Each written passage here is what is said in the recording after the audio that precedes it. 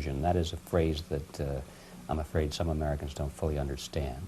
When the Soviets used the phrase ideological subversion, what do they mean by it? Ideological subversion is the process which is legitimate, overt, and open. You can see it with your own eyes. All you have to do, all American mass media has to do, is to unplug their bananas from their ears, open up their eyes, and they can see it. There is no mystery. There is nothing to do with espionage. I know that espionage, intelligence gathering, looks more romantic. It sells more deodorants through the advertising, probably. That's why your Hollywood producers are so crazy about James Bond type of thrillers. But in reality, the main emphasis of the KGB is not in the area of intelligence at all. According to my opinion and opinion of many defectors of my caliber, only about 15% of time, money, and manpower is spent on espionage as such. The other 85% is a slow process which we call either ideological subversion or active measures, активные мероприятия in the language of the KGB, or psychological warfare. What it basically means is to change the perception of reality of every American to such an extent that despite of the abundance of information, no one is able to come to sensible conclusions in the interests of defending themselves, their families, their community, and their country.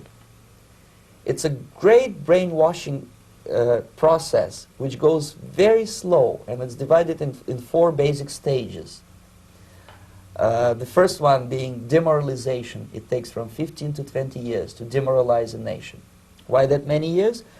Because this is the minimum number of years which requires to educate one generation of students in the country of your enemy, exposed to the ideology of the enemy. In other words, Marxism-Leninism ideology is being pumped into the soft heads of at least 3 generations of American students without being challenged or counterbalanced by the basic values of Americanism, American patriotism. The result you can see.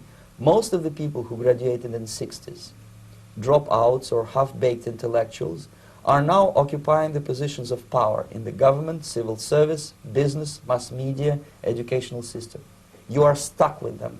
You cannot get rid of them. They are contaminated. They are programmed to think and react to certain stimuli in a certain pattern. You cannot change their mind, even if you expose them to authentic information, even if you prove that white is white and black is black, you still cannot change the basic perception and the logic of behavior. In other words, these people, the process of demoralization is complete and irreversible. To get rid of society of these people, you need another 20 or 15 years to educate a new generation of patriotically minded and common sense people who would be acting in favor and in the interests of United States society. And yet these people who've been programmed and, as you say, in place, and yes. who are favorable to an opening with the Soviet concept, these are the very people who would be marked for extermination in this country? Most of them, yes. Simply because the psychological shock when they will see in future what the beautiful society of equality and social justice means in practice, obviously they will revolt. They will be very unhappy, frustrated people. And the Marxist-Leninist regime does not tolerate these people. Obviously they will join the links of dissenters, dissidents. Unlike in present United States, there will be no place for dissent in future Marxist-Leninist America. Here you can get popular like Daniel Ellsberg and filthy rich like Jane Fonda for being dissident, for criticizing your Pentagon. In future, these people will be simply squashed like cockroaches. Nobody is going to pay them nothing for their beautiful, noble ideas of equality. This they don't understand, and it will be greatest shock for them, of course. The demoralization process in the United States is basically completed already. For the last 25 years, actually it's overfulfilled, because demoralization now reaches such areas where previously not even Comrade Andropov and all his experts would even dream of such a tremendous success. Most of it is done by Americans to Americans, thanks to lack of moral standards. As I mentioned before, exposure to true information does not matter anymore.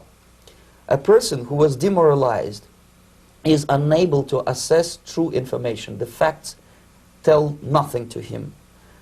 Even if I shower him with information, with authentic proof, with documents, with pictures, even if I take him by force to the Soviet Union and show him concentration camp, he will refuse to believe it until he is going to receive a kick in his fat bottom.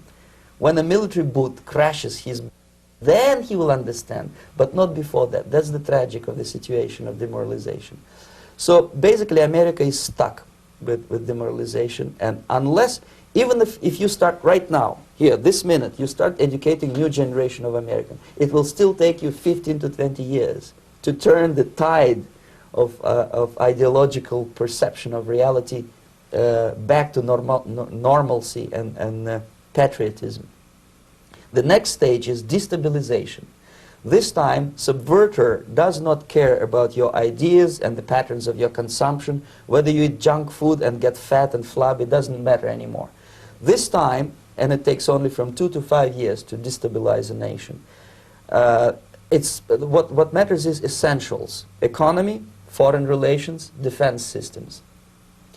And you can see it quite clearly that in some areas, in such sensitive areas as defense and economy, the influence of Marxist-Leninist ideas in the United States is absolutely fantastic. I could never believe it 14 years ago when I landed in this part of the world that the process will go that fast.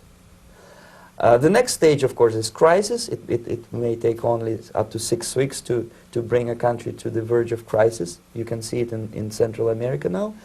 And after crisis, with a violent change of power, structure, and economy, you have so-called the period of normalization. It may last indefinitely. Normalization is a cynical expression borrowed from Soviet propaganda. When the Soviet tanks moved into Czechoslovakia in '68, Comrade Brezhnev said, "Now the situation in brotherly Czechoslovakia is normalized." This is what will happen in the United States if you allow all these schmucks to bring the country to crisis, to promise people all kind of goodies and the paradise on earth, to destabilize your economy, to eliminate the principle of free market competition, and to put a big brother government in Washington, D.C., with benevolent dictators like Walter Mondale, who will promise lots of things, never mind whether the promises are fulfillable or not.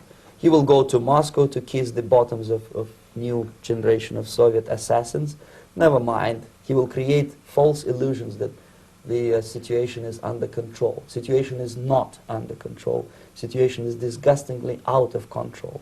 Most of the American politicians, media, and educational system trains another generation of people who think they are living at a peacetime. False. The United States is in the state of war, undeclared total war against the basic principles and the foundations of this system. And the initiator of this war is not Comrade Andropov, of course. It's the system. However ridiculous it may sound, the world communist system or the world communist conspiracy, whether I scare some people or not, I don't give a hoot. If you are not scared by now, nothing can scare you. But you don't have to be paranoid about it. What actually happens now, that unlike myself, you have literally several years to live on unless the United States wake up. The time bomb is ticking. With every second, the disaster is coming closer and closer. Unlike myself, you will have nowhere to defect to, unless you want to live in Antarctica with penguins. This is it. This is the last country of freedom and possibility. Okay, so what do we do? What is your recommendation to the American people? Well, the immediate thing that comes to my mind is, of course, there must be a very strong national effort to educate people in the spirit of real patriotism, number one. Number two, to explain them the real danger of socialist, communist, whatever, welfare state, big brother government. If people will fail to grasp the impending danger of that development, nothing ever can help United States. You may kiss goodbye to your freedom, including freedoms to homosexuals, to prison inmate. All this freedom will vanish, evaporate in 5 seconds, including your precious lives.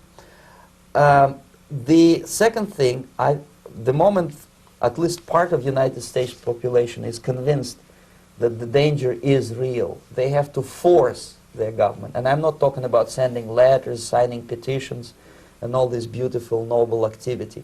I'm talking about forcing United States government to stop aiding communism. Because there is no other problem more burning and urgent than to stop the Soviet military-industrial complex from destroying whatever is left of the free world. And it is very easy to do. No credits, no technology, no money, no political or diplomatic recognition, and of course no such idiocy as grain deals to USSR.